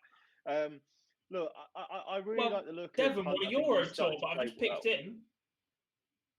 Well, yes, that's a very good point. I just think so. Yeah, Adam Hunt's been playing well. I quite like the look of the big German. I think he might do bits as well, potentially. And yeah, it's difficult to say when you've not seen them for a little while. Callum Ridds could easily go and do bits. He was doing really well towards the back end in the Winter Series last year. Got a lot of time for that. And you know what as well? Sod it. I'll say it. I think Jackpot might end his wait for a title. Because again, he made a Winter Series semi-final at the back end of the year. Made a quarter-final as well in the Masters just gone. I think that he's got half a chance of doing something pretty damn special. And yeah, David Wilson puts in the chat as well. Also, the big Dutchman, Martijn Kleermaker. Don't forget about him, the way he's been playing. Is another one that I'm gonna put together, and I think anyone that comes through QSchool will potentially go on and play well in the Super Series because the amount of darts they played in a short space of time, they will be battle ready. Especially the ones that were high up on the order of merit last year. Scott Mitchell, for one, if he gets out of QSchool firing, former BDO world champion as well, he's really got the game to do some damage. Yeah. And here's one for you. Could you imagine the scenes? Barney wins his tour card and wins one of the Super Series. No. You know, I've been one of those. I've got any more video clips like that. Less of your nonsense, more of someone else's. For Barney to win a Super Series, he'd have to get his tour card. That's not happening. So, one here from Jacob. I think I know the answer, but Bob, you might know more. Will Carl Anderson be back for the Super Series? I don't think so, because of trying to get in and out of Australia at the moment. Yeah. Good luck with that one. I don't know, Gob. I know you speak to comment. WhatsApp a bit. I'm actually mid conversation with him now, but I don't want to disclose either way. He's still got his tour card and he still is intending to play darts. Read between the lines what you will, but what I know how I'd be taking that, ladies and gentlemen. Gob doesn't need to say it, but I think it's fair to say that he won't be travelling due to travel restrictions. I know, Gob, you don't have to say anything, but I can. So instantly there'll be a spot, in my opinion. Right, ladies and gentlemen, it's that time again. We are going to throw... Oh, no, we're not. Hello, we've got something else to do first. But I'm going to change the screen because I'm bored of this one. I'm going to make us look a little bit different. Let me go to this one. Oh, there we all are. Oh, lovely. Lovely. Right. Q I'm not called Math School Professor like plans. yesterday. Q School plans.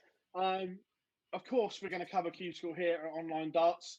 Jar's come up with a master plan that we were talking about earlier while I was trying to clip stuff and everything like that. So, Jar, floor is all yours. You can explain to the world what's going down. Well, I don't know if you've heard about this, everybody, but there is this little thing called QSchool going on over the next, what's going to feel like 10 years, probably over the 10 days that it's actually going to happen. Starts on Monday, the 8th of February. So this time next week is when it starts, and it will finish on a Wednesday, the 17th of February. So 10 days of live action of darts. And as Philip has aptly put, we will be covering it all. So from around about 11 o'clock in the morning, 12 o'clock in the afternoon, we're going to be with you on the live blog. I think it's going to be 11 a.m. because it's the time difference in Europe. If memory serves me correctly. I don't know. It all depends on what time QSchool actually starts. But we'll be there from either 11 a.m. or 12 p.m. GMT on the live blog. Then from around about 2, 3 o'clock in the afternoon, we're going to be with you every day doing a live stream, talking you through who's done well, who's not doing well. And we'll take you through the final stages, particularly of stage 1A and 1B. The actual final stage of QSchool begins on the 14th of February, Valentine's Day. There might be there won't be any love lost in the PDC world, am I right, lads? And obviously, we'll be here again doing the same thing. Thank you. And we'll be doing the same thing as we did for the first stages. We'll be with you from 11 a.m. 12 p.m. on the live blog, and then we will be with you from around about 2, 3 o'clock every day through to the close of play, giving you the updates as and when they happen. And then finals day itself, the 17th of February, when the cards get handed out. It's not cup collection day; it's card collection day in Niederhausen and in Milton Keynes. And we will be with you every step of the way, right here on the stream from 11 a.m., giving you all the ranking changes as they happen, alongside us on the live blog as well from 11 o'clock on a Wednesday, the 17th of February. So, hope you all followed that. We'll be with you on the live blog from around about 11, 12 p.m. every day of QSchool. And then we'll be here giving you streaming the action, not necessarily the live games, but we'll keep you up to date with everything that's going on from around about 2, 3 o'clock in the afternoon every single day of QSchool. And then we'll be with you from midday on the final day on the 17th of February, when hopefully all of the Online Darts team will be joining us throughout the day, and we'll get their opinions as the rankings change. And we cannot wait for it. So if you want to follow it all in one place for QSchool, the only place you need to be is right here on Online Darts, Philip. There we have it, ladies and gentlemen. So we have everything covered for QSchool, so you don't need to go anywhere else. Right, it's that time. We're going to throw open the chat room. Your questions, we will answer anything within reason or anything that we can. Obviously, some things may be embargoed, but we will do our best to give you an answer. So please go. Guys, you've got the chat room open as well, so anything you like, pick out. Start with rate. Any QSchool going to be live on PDC? Don't believe so. I think as amazing as it would be to have streaming boards at QSchool, I think they're already playing for enough, and for the PDC to handpick players and names to then be on a live stream, I think it just adds that extra pressure, and it's not quite fair. You can't guarantee that everybody's going to be on those streams over the weekend. I just don't ever see it happening, unfortunately. Also, but very quickly, the beauty of Dark Connect is you can watch every single game anyway. And also, as well, just a thought process on this. If I don't think they should do it for the for stage 1A and stage 1B, but I do think that potentially from the last 4 onwards every day, get them on the boards, get them used to it, get them used to being streamed, I'd say. And you know, Dan Dawson did some updates to PDC TV last year. We know that much. They did on the hour updates from Dark Connect. But I'd like to see the finals, the semi-finals, and the final, particularly if it's going to go down to a tour card. Get them on the boards, because you're going to have to be. They will probably be on a streaming board when they get back on the 25th of February for when they get the tour card. because it's just that important, because they will want to get the exposure. So get them on the board. Yeah, don't disagree. Do you know if the Champions League of Darts is still a thing? And do you know anything about the home tour? The Champions League is done. It's dead in the water. Your turn, Barzy. Your turn. Is it embargoed, Philip? No, look, I think the Champions League may come back at some point. I think this year, due to everything that's going on, Fit it in? no, the same time they did it every year, apart from it being a different broadcaster. Well, what's the point of having a Champions League of darts on a different broadcaster? The whole reason the Champions League was created was to get darts on BBC Two. And plus, if we can't go have a World Series, it's a perfect content filler because ITV still want their tournaments. Well, there'll be a World Series of darts finals again. Yeah, but if there's no 4 or 5 individual events, they've got to plug somewhere. So look, I don't think it will happen this year, but I think it could be back. As for the home tour, I'm hearing murmurings, yes, but again, I think everything has been put on the back burner until QSchool is done. I think every thought and every bit of effort has gone into getting this on. Will there be another home tour? Yes, I think there will. It'll be home tour. A home tour or a PDC home tour. Think? I haven't been told. I haven't been told anything officially, but my gut says after the UK Open there will be something. You think? That's what I love about it. Pat, where were we? Will Matt Campbell take will Matt Campbell take a tour card of Europe? I think so. Yes, I think it's a great move for him to be able to move over and play. Yeah, Danny Baggish said, hasn't he? Danny Baggish coming here. Yeah, I saw I think is very interesting, because if I've got the option to go to the easier one, perceived easier one, and have less quarantine, I'd take that option. And the only reason I know that, Philip, you're pulling that face, is that Danny put on Twitter a couple of hours ago, the journey to England starts now. It's a very strange one. As far as I know, he's still playing in the UK QSchool, and that was interesting for me. If I get the option to take on that European one, very, very surprised. I haven't seen anything from Danny Lowby. Did he enter in the end? Yeah, he's in. I think he did, didn't he? He's playing UK. I haven't seen which way he's going. Whether he's going UK or European. I believe Anastasia is now playing in the UK one and not the European one. Doesn't Anastasia live in the UK anyway? Yeah, but she's got a Russian passport. Of course, so she can enter the perceived slightly weaker one despite being based here. That makes sense. But it's choosing to stay here for travel reasons. Yeah. Not just a pretty face me. I got there in the end. One from Jacob here. Barry's comments regarding MAD and WDF. What do you guys think towards the Grand Slam next year? I presume you mean this year. I think there will be 2 women's spots, and that will be it. I think the rest, or maybe 4 at a push, but I think it'll be majority. The Grand Slam, for me, is starting to lose its gloss because of this. Personal opinion. When did it ever have it? It had its gloss for about 2 years when Scott Waits was doing the business, and then they decided to try and make it, or to include it as a PDC Premier ranking event instead of a PDC Premier TV event, as they are defined. I've got the screenshot as well, by the way, in case that ever comes up. The official PDC definitions of the TV titles. Hashtag what's a major? Uncle Barry dropped the M-word on your interview earlier, Phil. There's no such thing, Barry. Your words, not ours. They're all TV titles.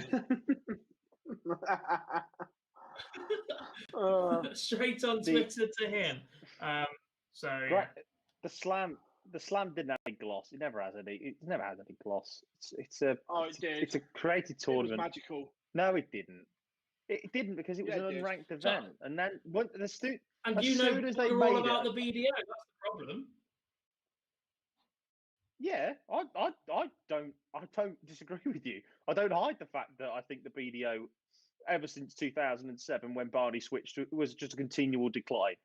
Don't disagree with you there at all. Here you go. That changed Here the you game. go. Controversial. I'm going to say it. For me, the Slam is higher than the Players' Championships, and maybe I enjoy it more than the UK Open.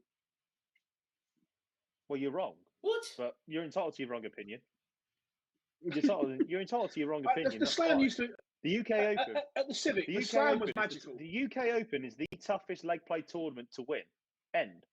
It is the toughest UK. It is the toughest leg play tournament to win. Potentially, it's not guaranteed. Yeah, but but you can't prepare. You don't know who you're going to meet in the draw. Like that's the prop. That's the reason why it can be so tough. And the reason why it is so tough is you don't have a clue. But it's also one of the only events you're ever likely to see Robert Owen in a semi-final. Well, they can't help that, can they? You're going to get beat. You're not going to play people in front of you, and that can be tough. With all due respect, Robert Owen is not Michael van Gerwen or one of the big four in the last four, is he? Well, Michael van Gerwen should have won the tournament then. He shouldn't have got beat by Jeffrey Desbarn in round 4. He wasn't there. He was. He was there that year. Yeah, Jeffrey Desbarn beat him. That was the year of the snow. Jeffrey Desbarn beat him in the cold. Yeah, because it was bloody freezing in mine. Mickey Mantle was wearing a hoodie and a hat to play. So was Mark Walsh. Mark Walsh in a hoodie, please. So yeah, another one. That's our opinions. Go on, Yeah, Josh. our opinion on the Slam. Yeah, about to say our opinion on the Slam is that we ain't got a bloody clue, and the Slam should not be a ranking event. Fact. Right. One here. This is a brilliant one, actually. Who's going to win the biggest major in darts? The Torremolinos Open, advertised by the BDO. David's put in there the Jacquelines when they check the bank. I like that. COVID. Paula COVID's Jacqueline's going to number win one that senior, one. ladies. Paula Jacqueline will win it. Um, I like that. A serious question. Daniel here. How much? Yeah, serious question. Go on. Yeah, go on, mate. No, go on. You go, mate. I say, Daniel, how much prize money for the UK Open this year? I think after what Baz said today, I think it'll be the same as last year. 125. Bear with me. Don't So know, but I love the 115 fact or that after 120. one Zoom call, you're calling him Baz, like your best mate. Uncle Baz, 100 grand for the winner. Runner-up gets 40. Semi-finalists get 20. So yeah, there we are. Still very big. One from Dan here. Is the gap between the top 3 and the field got bigger, do you think? Well, there wasn't really a top 3, was there? There wasn't really a top 3 until last year, I'd say. Would you agree? I don't think there was ever really a top 3, as it were. There was Van Gerwen, then there was 2 others or 3 others, and the rest. But Van Gerwen's now. I think last year the top 3 were the biggest distance they've been from the rest, in my opinion. No, I don't disagree, but there was a ability, levels to the game. Yes, but they didn't win enough.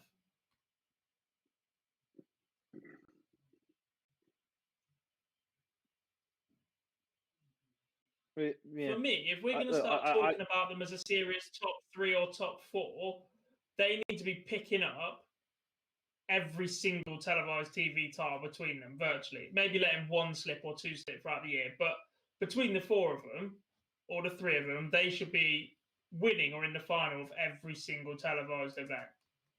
Off the top of my How head, often?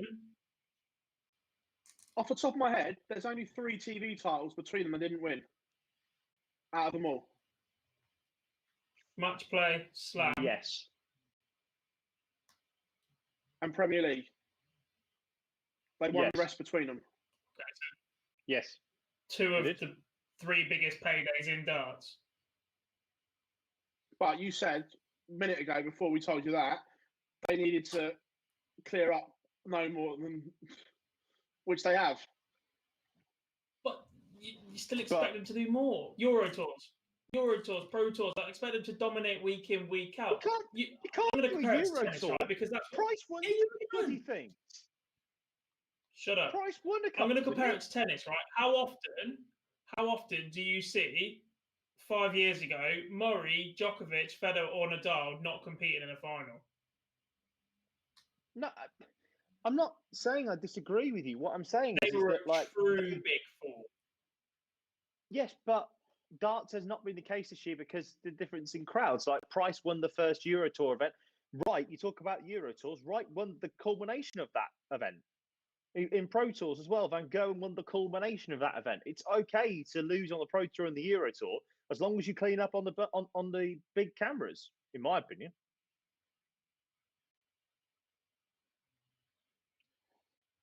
Yeah, look, I think last year the gap was the biggest it's been between the top three and the rest, in my opinion.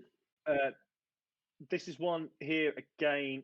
We'll move on to talk about other stuff. We've got loads coming through at the moment.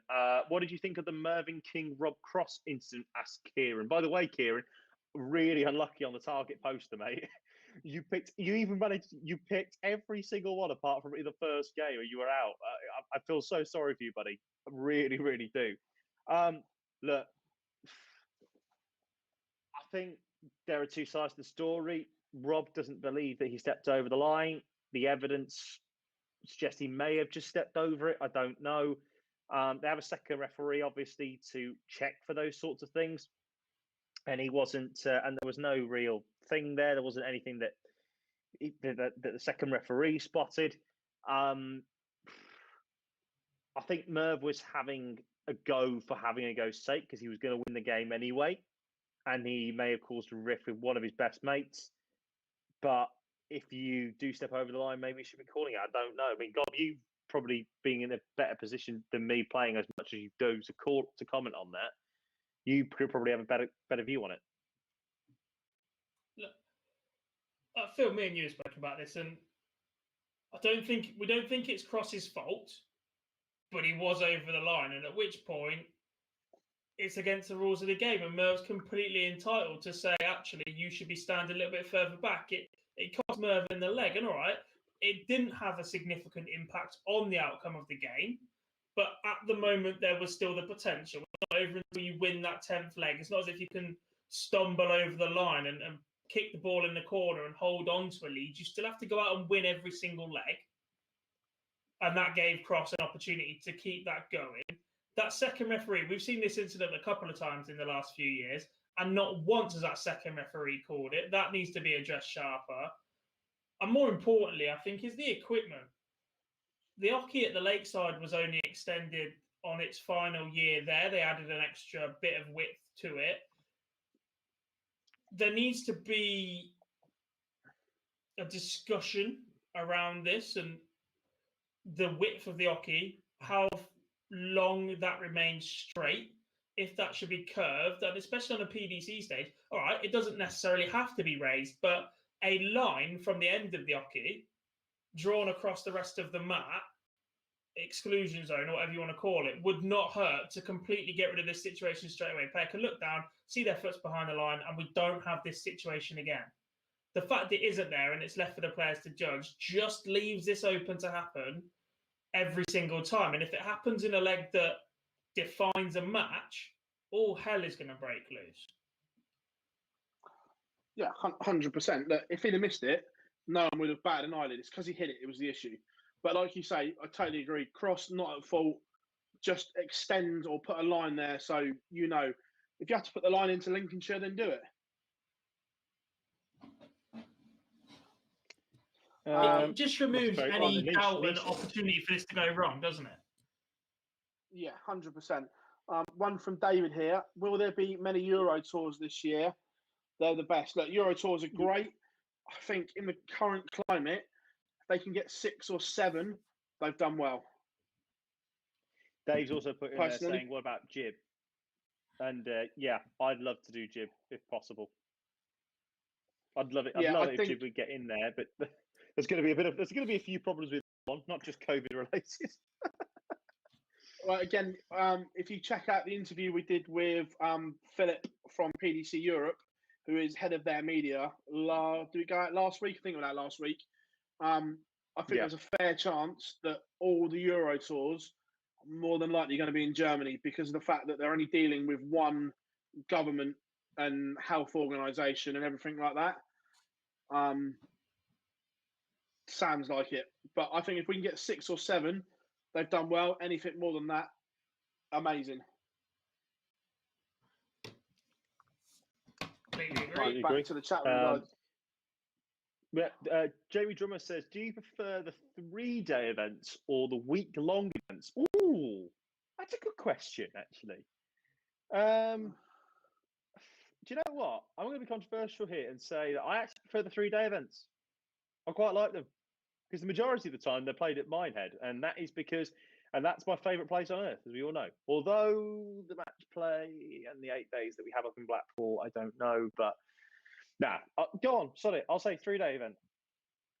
3-day event for me. For me, week longs. Match plays the pinnacle. I prefer the match play to the World Championships. Give me a week in Blackpool over any other tournament on the planet. That's the thing. I can't disagree, even though I do love Minehead. I agree. I like the week-long event. The missus doesn't.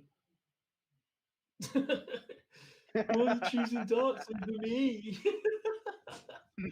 Although I am turning her into a proper darts fan. I know I keep bringing this up, but we're getting there.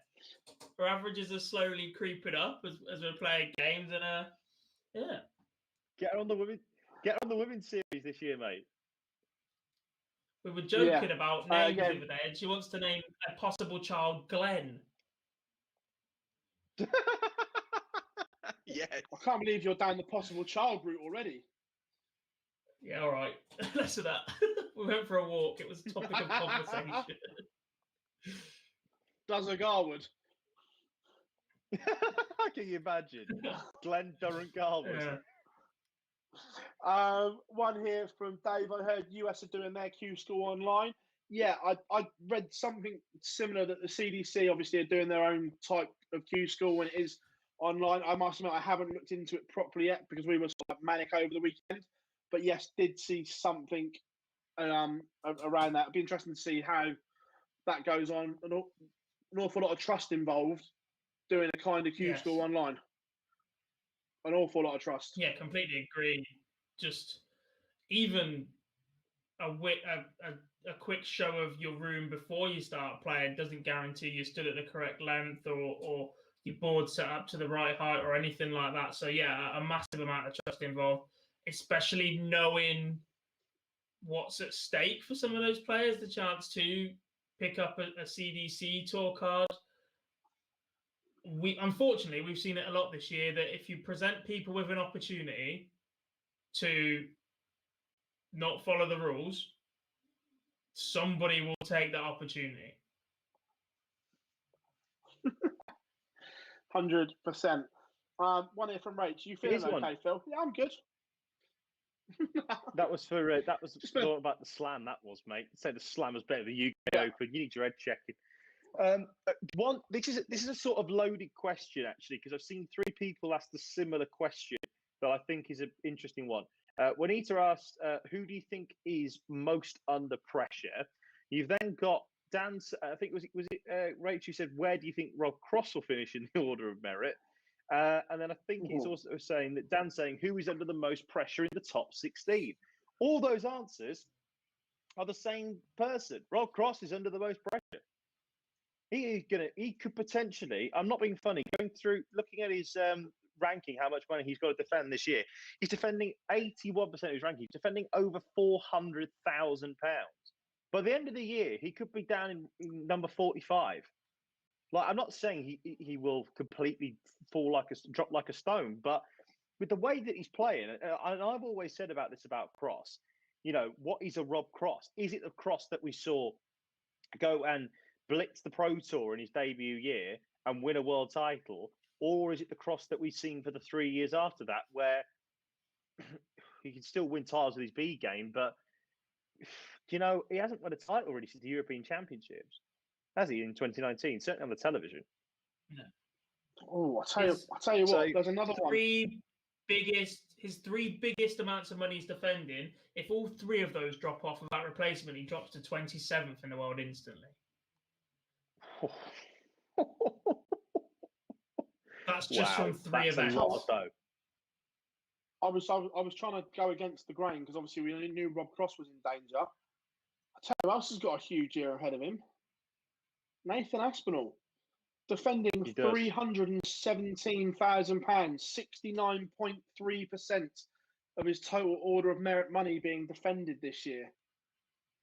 Well, he's got a UK Open win and he's got a World That's how much Championship Cross is semi-final. defending in 3 events. Cross is defending 310 across those 3. So Cross and Aspinall both defending. I tell you what, I've just had a between them. They're just looking at this. Between. Go on. Depending on when the cut-off is and when the World Cup takes place, there's a very distinct possibility the England pair could be Dave Chisnall and James Wade. Chisnall. I don't disagree. I think it's definite shout. Well, Aspinall, say he doesn't defend his UK Open, will drop to. Well, if he doesn't defend his UK Open, he drops out of the top 10. Yeah, but if he goes out early, no, he doesn't. He drops out of the top 10. No, if he go, well, no, because if he goes runner up, then he will get 40 grand, won't he? So he'll just stay in the top 10, depending on how Dimitri does. And elsewhere. Yeah, but if he goes out round 3, 4, or 5. Oh, if he goes out round 4, then yeah, huge problem. He's Donald Ducked. Yeah, if he goes out round 4, he's Donald Ducked. I don't disagree there. So yeah, Cross and Aspinall, pressure on them for me. But you've also, I mean, and the thing is as well though, you've got those sorts of players now that are starting to defend a lot of money, and that is crucial. You know, Michael Smith this year is defending a World Match Play final, and he's also he's not defending a World Match Play semi-final, but he's defending a European Championship and a World Match Play semi-final, plus a Grand Slam quarter-final. So, you know, he's not miles away at this point. You know, it's an interesting one. Glenn Durrant defending £226,000. Well, he's defending a World's quarterfinal, a World Match Play semi-final. He's not defending a Grand Slam semi-final, obviously, because he didn't go on his ranking. No. But he's defending, he's defending a World Match Play and a World, and a World Grand Prix semi-final as well. So 25 grand off his ranking as well. So there's another one here. Ian White defending £236,000, 66% of his total. That's a lot of Euro tours. What's he got? They are Euro tours. Yeah, a lot of Euro tours. The biggest he's defended is a 25 grand, so he's got to have a very, very consistent year. Yeah, but he's got a couple of finals in the Euro Tour. He's got a World Match Play second round. He's got a Players Championship finals semi-final, a Euro quarter-final, and 2 Euro Tours. So that's 50 grand straight off the back of that as well. One from Jake here. I must admit, I haven't looked properly. Is Alan Norris going to QSchool? I don't remember seeing his name. I don't see his name, no. I think he is. I think he is. I'll have a quick check. I'm not saying he's not, but I don't remember it. Let me have a quick check on our website and we'll see. Stand by. Keep talking amongst yourselves, everybody. Yeah. Can I advance warn Gary that if he makes one more ridiculous pun, because this isn't the first one, Cross wins is not the first pun he's made today. I can't remember the other one, but I definitely saw one. Thin ice, Gary, thin ice. I know. Who was it? I'm going to call someone out here now. Martin. I'm convinced it was Martin Thompson. He loves to wind me up a little bit. I will not be calling any child Barney. What about Raymond? No. I just had to check, everybody. Alan Norris is going to QSchool. He's in stage 1B in the UK. So, yes, Chuck Norris is back, there we go. baby. Come on. The Norris is going. Owen, to be honest... A couple more questions, because again, we've rambled for 2 hours. Did you even consider Clayton for the Premier League before the weekend? No. I think he No. was. I think he was loosely in the mix. However, I didn't think he'd get the place. I think he was always in the mix because of he was there, but I didn't think he'd win it. But like, so was he going to be the one that we thought was going to win it? No, absolutely not. No. Maybe Merv might have got it because of Merv might have got it because of the because of our tip. Once again, Sam Tizzle doing bits for us here on Online Darts. But yeah, no, apart from that, no, absolutely not. Yeah. Final question, and here's an interesting one again from Jamie. Why is Wright so obsessed with MVG lately? It's really getting boring, and I think he's making himself look stupid. Right. There's a lot of people. In fact, a lot of people have actually said that in the chat room tonight as well. So I guess we've got to talk about it. I don't know. Like, this is a figurative barge pole, and I'm not touching this question with it.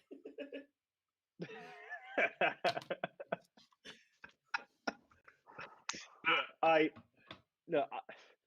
don't know what it is about Snakey, but he just mentions him all the time. And like, I've never had the moment where where someone's living in my head rent free, and I just think, play your darts. As Gary said to,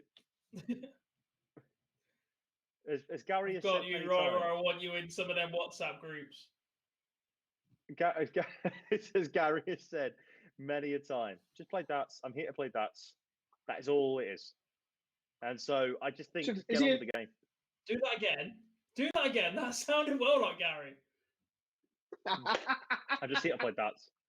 I'm here to play darts. That's all I'm here to do. Just here to play darts. New segment coming to Online Darts over the next couple of months. Jar does dart players' impressions. That'll get some subs, won't it? As Gary Anderson. Nah, no, rubbish. Toss. Before just before we go as well, Andrew, one of the people that's always there, he says, sorry to bring this up again, following the discussion from Dimitri's knee surgery.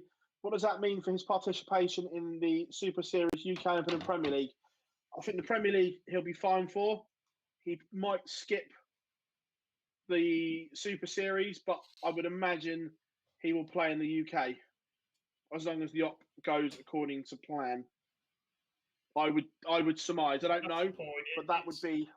Yeah. Also, just one final quick one. Enough practice time on it, up on about on his feet. So.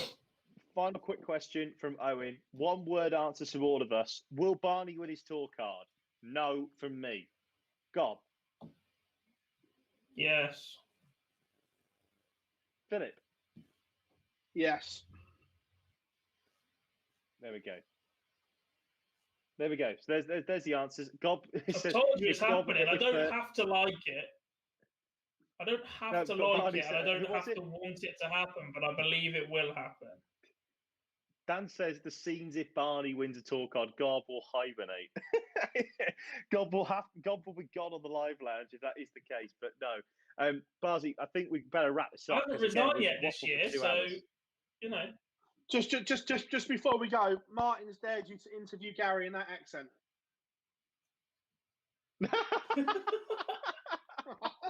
Can you set that up? Steph, I know Steph watches it, who manages Gary. Set this up. You'll be on Rachel's list. Oh yeah. Well, I'm surprised I'm not already. To be fair, but after that,